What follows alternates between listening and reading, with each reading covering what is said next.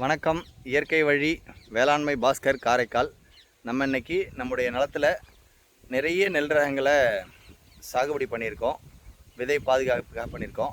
அதை பற்றி கொஞ்சம் நம்ம தெரிஞ்சுக்கலாம் வாங்க.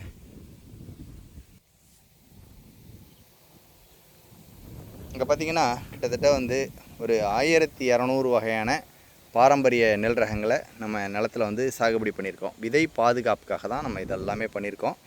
நாங்கள் ஒரு 50 கிராம் மட்டும்தான் விதையை போடுவோம். வயலில் விதையை விதைப்போம். அதை 2க்கு 1.25 ட்ரேயில் நாங்கள் விதைப்போம். அதுக்கப்புறம் ஒரு 20 நாள் கழித்து அதை பறித்து நடுவோம். அது எப்படி வித்தியாசமெல்லாம் விளைஞ்சிருக்கு பாருங்கள். ஒவ்வொரு நெல்லும் வெவ்வேறு நிறங்களில் இருக்கும். இதுக்குள்ளேயே 2 நெல் பார்த்துருப்பீங்க. இது கிட்டத்தட்ட ஒரு சீரக சம்பா போல் இருக்கும். ஆனால் இது சீரக சம்பா கிடையாது. எல்லாமே எல்லாத்துடைய பெயரும் நோட்டில் இருக்குது. அதை பார்த்தா தான் நம்ம கரெக்டாக ஐடென்டிஃபை பண்ண முடியும். ஏன்னா எல்லா நெல்லையுமே நம்ம ஞாபகம் வச்சுக்க முடியாது. ஏன்னா புதிய ரகங்கள் அப்பப்போ நிறையா வந்துக்கிட்டே இருக்கும். அதை சொன்னாலும் தப்பாகிடும் இல்லைங்களா? அதனால் மாற்றி மாற்றி சொல்லக்கூடாது, கரெக்டாக சொல்லணும். இது போல் ஒவ்வொரு கதிரும் பாருங்கள் எவ்வளோ வித்தியாசமான நிறங்களோடு இருக்குது அப்படின்னு.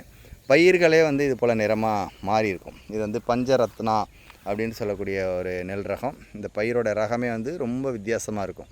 இப்படி நிறைய வித்தியாசங்கள். இது மற்ற நெல் ரகங்களோட கொஞ்சம் வயது கூடங்கிறதுனால இன்னும் கதிர் வராமல் இருக்குது. இது ஒரு வித்தியாசமான ரகம். இது போல் இது பாருங்கள், கருப்பு நெல்லாக இருக்கும்.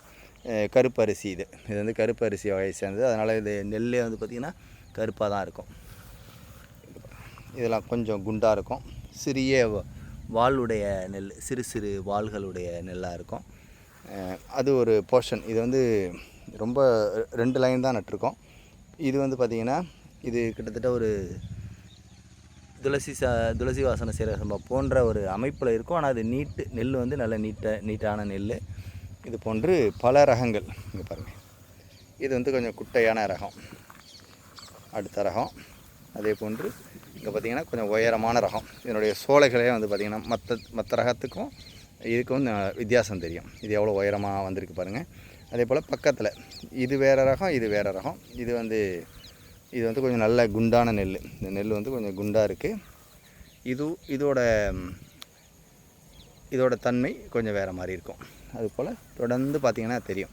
இதுவும் நல்ல உயரமான நெல் தான். இதோட விளைச்சல் தன்மை, இது கதிர் முழுமையாக முடிச்சிருச்சு. கதிர் முத்திக்கிட்டு இருக்குது. அதே போன்று தான். இதை விட இது கொஞ்சம் முன்னாடியே கதிர் வந்திருக்கு. இந்த ரகத்தை விட இது கொஞ்சம் முன்னாடியே கதிர் வந்திருக்கு. அடுத்த ரகத்தை பார்த்திங்கன்னா கொஞ்சம் உயரமான ரகம். அதுக்கு அடுத்தது 2மே குள்ளமான ரகம் இங்கே இருக்குது பாருங்கள். இது போல் நிறைய இருக்கும் பார்த்திங்களா? இது எல்லாமே கதிர் வந்துருச்சு. இது அடுத்த ரகம். இது கொஞ்சம் நீண்ட கால ரகம். இதெல்லாம் பார்த்திங்கன்னா ஒரு 135 நாள் அந்த மாதிரி உடைய ரகம். இங்கே நீங்கள் மற்றதெல்லாம் பார்க்குறதெல்லாம் ஒரு 120 நாள் ரகம். இது பார்த்திங்கன்னா கிட்டத்தட்ட ஒரு மிளகு சம்பா போல் இது பாருங்கள், மிளகு சம்பா போல் இருக்கும். இது ஒரு ரகம். நான் இது மிளகு சம்பா இல்லை, நான் மிளகு சம்பா போன்ற ஒரு ரகம். இது அடுத்த ரகம். இது கதிர் வந்துருச்சு. இது அடுத்த ரகம்.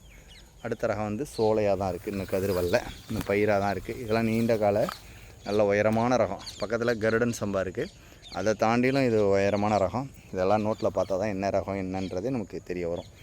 பாருங்கள், எல்லாமே இதை நாங்கள் மேப் போட்டு எந்தெந்த ரகத்தை எங்கெங்கே நடணும் அப்படின்னு சொல்லி வருஷலாம் நட்டிருக்கோம். அந்த நோட்டை வச்சுக்கிட்டு தான் நாங்கள் கதிர்களை சேகரிப்போம். இந்த கதிர்களை மட்டும் நாங்கள் சேகரிப்போம். இது பாருங்கள், இந்த கதிர்கள் வித்தியாசமாக இருக்கும். நெல் கலரே ரொம்ப வித்தியாசமாக இருக்கும். இந்த நெல்லுக்கும் அந்த நெல்லுக்கும் எவ்வளோ வித்தியாசம் பாருங்கள். அதோட கலர் வேறு, இதோட கலர் வேறு. அதே போன்று இந்த நெல்லை பாருங்கள், இது வேறு ரகமாக இருக்கும் கலரு. அதுதான் வித்தியாசம். இங்கே இது சீரக சம்பா போன்ற ஒரு ரகம். இது ஆனால் கொஞ்சம் நீண்ட நெல். அரிசியோட தன்மை கொஞ்சம் பெருசாக இருக்கும். இது கருப்பு. இது கருப்பு சீரக சம்பாலாம் சொல்லுவாங்க. ஆனால் இது காளாநமக்கு போன்ற ஒரு ரகம். இதுவும் அதுக்கு பக்கத்தில் 2ம் ஒரே மாதிரி தான் இருக்கும். இந்த ரகத்தையும் இதுக்கு பக்கத்தில் இருக்கிறதையும் நீங்கள் பார்த்தீங்கன்னா, நெல்லை பார்த்தீங்கன்னா 2ம் ஒரே மாதிரி தான் இருக்கும். ஆனால் அந்த பயிரோட வித்தியாசத்தை பாருங்கள். 2ம் பக்கத்தில் நட்டுருக்கோம். இது கொஞ்சம் ஸ்ட்ராங்காக நிற்கும். ஆனால் இந்த ரகம் பாருங்கள், இது கொஞ்சம் நல்லா சாஞ்சிரும். அந்த கதிர் வரக்கூடிய தன்மை, அதுபோல் அதனுடைய கதிர் வரக்கூடிய அந்த சோலையிலேருந்து அதோடய கதிர்கள் அதனுடைய சோலையோட அமைப்பு இதெல்லாம் வந்து மாறுபட்டிருக்கும். ரெண்டும் ஒரே மாதிரி இருந்தாலும் ரெண்டுக்கும் நிறைய வித்தியாசம் இருக்குது. அதுக்கு அடுத்தது பார்த்திங்கன்னா இது ஒரு குட்டை ரகம், குட்டையாக இருக்குது, ஆனால் நல்ல சன்ன ரகம், நல்ல விளையக்கூடிய ரகமாக இது பார்க்குறோம். அதுக்கு அடுத்தது பார்த்திங்கன்னா கொஞ்சம் உயரமானது. இது கொஞ்சம் வெள்ளையாக இருந்தாலும் அரிசி வந்து கருப்பு நிறத்தை கொண்டதாக இருக்கும். அதுக்கு அடுத்தது இது வந்து கொஞ்சம் நல்ல ரகம்னா நல்ல விளைச்சல் உடைய ரகமாக தெரியுது. அதுக்கு அடுத்தது பார்த்திங்கன்னா இது கருப்பு, அங்கே பார்த்திங்க இல்லையா அதே மாதிரியான ஒரு கருப்பு. இதுக்கெல்லாம் நிறைய பேர் மாதிரி இருக்குது, எல்லாத்தையுமே நோட்டில் தான் இருக்குது. பாருங்கள், ஏதாவது ஜஸ்ட்டு நீங்கள் பார்க்கணும் தெரிஞ்சுக்கணுங்கிறதுக்காக தான் இதெல்லாம் நான் எடுத்து அனுப்புகிறேன். இது போல் இப்போ நான் உங்கள்கிட்ட காட்டினது ஒரு 30 இப்படி தான் இருக்கும். ஆனால் இங்கே வந்து பார்த்திங்கன்னா கிட்டத்தட்ட ஒரு 1200 ரகம் பக்கமாக இருக்குது. நானே நினச்சாலும் ஒரே நாளில் எல்லாத்தையும் பார்க்க முடியாது, அவ்வளவு இருக்குங்க. அந்த அளவுக்கு இதில் வந்து நிறைய வேலை பார்த்துருக்கோம். இங்கே பாருங்கள், இது ஒரு வித்தியாசமான கலரோடு இருக்கும். இதுக்கு அடுத்தது லாஸ்ட், இது வந்து ஓரமாக இருக்கிறதுனால மயில் அடித்து வச்சுருக்கு.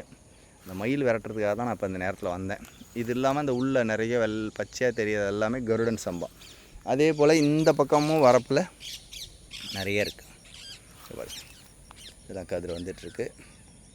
இதெல்லாம் சில சிறப்பான ரகங்கள். இதெல்லாம் அப்புறம் கருடன் சம்பா எவ்வளோ உயரம், நல்ல உயரமாக வளர்ந்துருக்கு. இது வந்து இருக்கிறதுலே ரொம்ப குள்ளமான ரகம். இங்கே பார்த்திங்கன்னா தெரியும் மலைக்கும் மடுவுக்கும் இருக்கிற ஒரு வித்தியாசம். இது ஆனால் ஒரு குள்ளமான ரகம், அந்த சிவன் சம்பா அந்த மாதிரியான ஒரு ரகம் அது.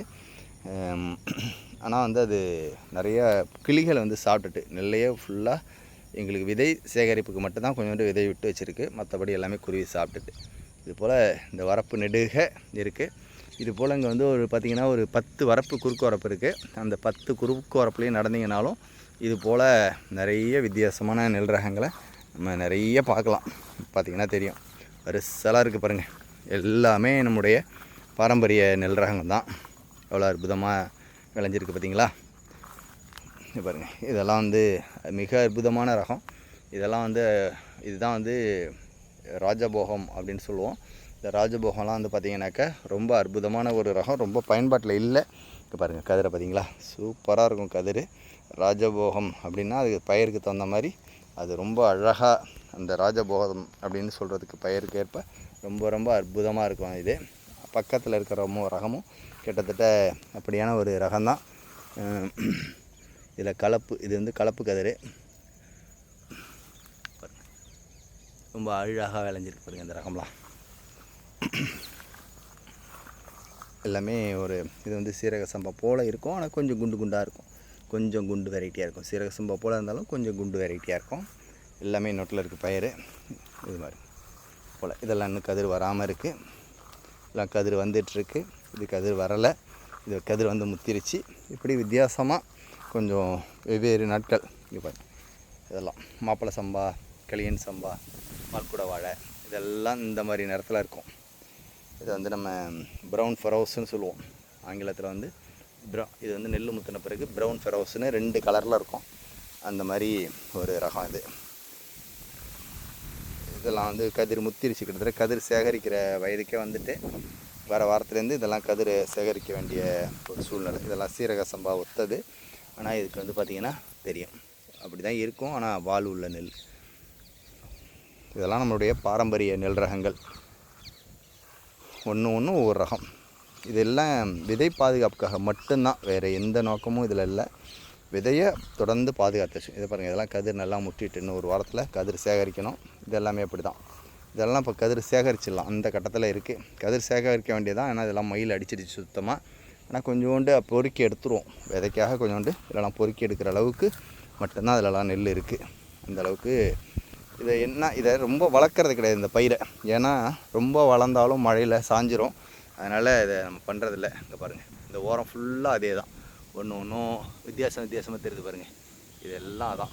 அதே போல் அங்கங்கே வரப்பில் இந்த கண்டினியூஸாக இதே போல் தான். இதெல்லாம் கொஞ்சம் லேட்டாக நட்டது, அதனால் இது இன்னும் கதிர் வரல. இந்த லாஸ்ட்டு இந்த வரப்போகிறோம் தூரமாக தெரியுது பாருங்கள், கிட்டத்தட்ட ஒரு 300 மீட்டர் தூரம். இந்த 300 மீட்டர் தூரமும் நீங்கள் இரு பக்கமும் போனீங்கன்னா இதே போல் சிறு அளவில் விதை பாதுகாப்புக்காக நாங்கள் பண்ணியிருக்கோம்.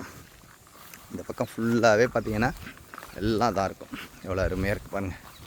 இது இங்கே பார்த்துக்கிட்டே இருக்கலாம், அந்த அளவுக்கு நிறைய வித்தியாசமாக இருக்கும். அது இந்த காற்றுல பாருங்கள் கருப்பு நெல் எத்தனை ரகம் இருக்குது பாருங்கள். கருப்பு நெல் எல்லாம் காலா நமக்கு தான். அதே போன்று தான் இது கருப்புனா நெல் கருப்பாக இருக்கும், அரிசி வெள்ளையாக தான் இருக்கும்.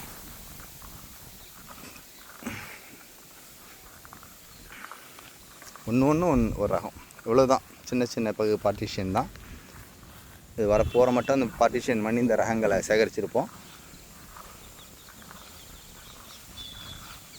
அதே போல் இந்த வரப்பில் சென்டரில் போனீங்கன்னா 2 பக்கமும் அந்த கடைசி வரைக்கும் 2 பக்கமும் அதே போன்று இருக்கும். அதே போல் இந்த பக்கம் போனோம்னா இங்கேயும் அதே போல் தான். இது போல் நிறைய ரகங்கள்.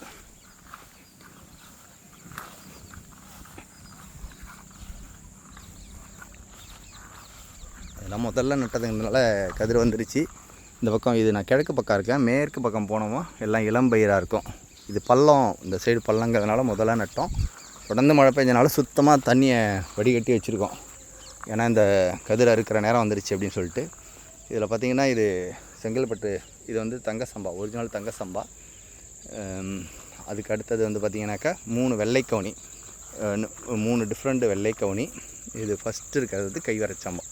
ஃபஸ்ட்டு இருக்கிறது வந்து கைவர சம்பா தான் நட்டுருக்குறோம். இது போல் 1200 ரகம் இந்த வரப்பு. இந்த ஃபஸ்ட்லேருந்து இந்த எண்டு, அது இல்லாமல் குறுக்கு வரப்பு எல்லாத்துலேயும் போனீங்கனாலும் இது போன்று அற்புதமான ஒரு காட்சியை நம்ம பார்க்க முடியும். நன்றி, வணக்கங்க.